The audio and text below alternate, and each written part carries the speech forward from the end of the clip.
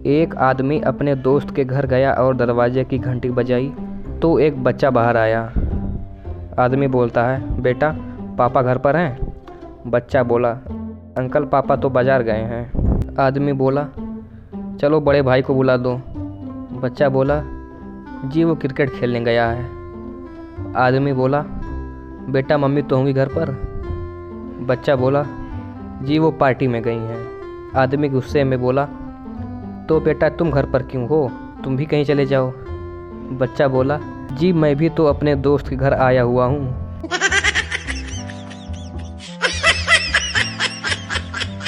एक औरत अपने बच्चे के लिए रो रही थी।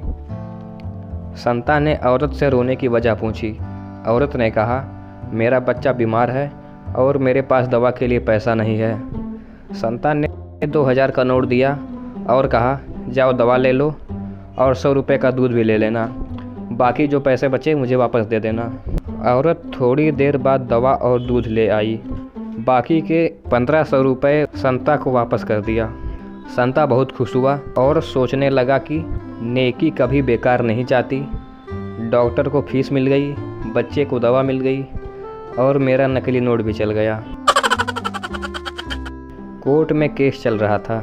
केस की सुनवाई शुरू होने लगी तो वकील उठा और जज से बोला, कानून की किताब के पेज नंबर 15 के मुताबिक मेरे मुवक्किल को बाइज्जत बरी किया जाए। जज ने बोला, किताब पेश की जाए। किताब पेश की गई। जज ने पेज नंबर 15 खोला तो उसमें 2000 के 5 नोट थे। जज मुस्कुराते हुए बोला, बहुत खूब, इस तरह के 2 सबूत और पेश किए जाएं।